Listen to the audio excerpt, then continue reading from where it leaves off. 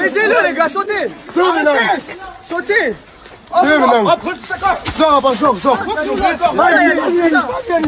Vas-y encore, allez-y les gars, vas-y Diego. Oh les gars, relevez-le. Oh les gars, relevez-le. Y'a pas de relevé. Les gars, relevez-le en recul. Baisez-le. Les gars, relevez-le en recul. Les gars. Mais mon fou, les gars, venez dans le tue-le. L'agression débute par les mots d'une foule, et les mots de la foule, c'est les noirs, c'est les noirs. Il y a une violence incontestable. Il y a un jeune de 24 ans qui se fait tabasser par notamment un élu de la République. Le 24 juillet, lors d'une fête de village à Verzey, qui est un petit village de 500 habitants, pas très loin de Carcassonne, Hans, 24 ans, et un de ses amis, tous les deux noirs, qui sont allés avec d'autres amis à cette fête de village. Et en fait, on a un moment où il y a une psychose dans toute la France, des rumeurs selon lesquelles on a des piqûres sauvages lors de festivals ou lors de concerts. Et à un moment donné, deux jeunes villageois font un malaise lors de la fête du village.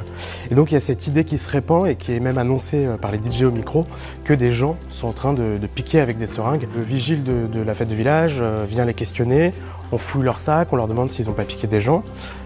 Hans explique que c'est pas possible, qu'ils sont arrivés après, qu'ils étaient juste en train de boire des bières.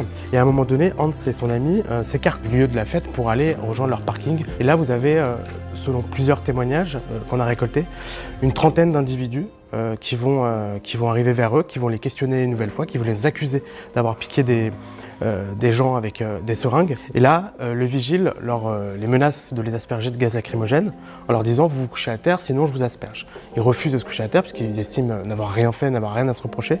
Ils sont aspergés, donc ils sont aveuglés par le gaz. Et là, vous avez le groupe d'individus qui s'en prend à eux, qui les tabasse. Il y a deux personnes principalement qui rouent de coups Hans.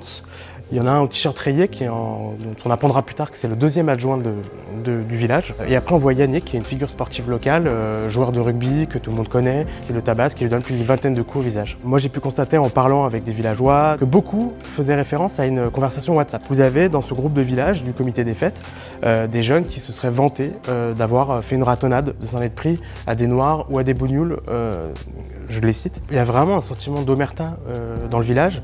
Moi je me suis baladé pendant 2 jours un peu partout pour essayer de trouver des témoignages. Eux ne parlent évidemment pas de tabassage, ils disent qu'en fait on n'a pas lynché des individus mais on les a neutralisés. Le maire, j'ai essayé de le rencontrer, je lui ai écrit, j'ai tapé à la porte de la mairie. C'était un refus catégorique, il ne veut absolument pas s'exprimer. C'est un maire qui protège son deuxième adjoint, qu'on voit tabasser un jeune de 24 ans. Donc moi j'ai pu rencontrer Hans, la deuxième victime. Lui, il a été aux urgences dans la foulée. On lui a prescrit d'abord 6 jours d'ITT puis 16 jours. Mais ce qu'il raconte à Mediapart, c'est que les séquelles psychologiques ont été immenses. Et moi, quand je l'ai vu 5 mois après, il était toujours chez sa mère, il disait ne plus vouloir sortir, avoir renoncé à son travail de chauffeur-livreur parce qu'il avait peur d'une chose, c'est d'être amené à effectuer des livraisons à Verzey et donc du coup, possiblement, d'être de nouveau agressé dans le village.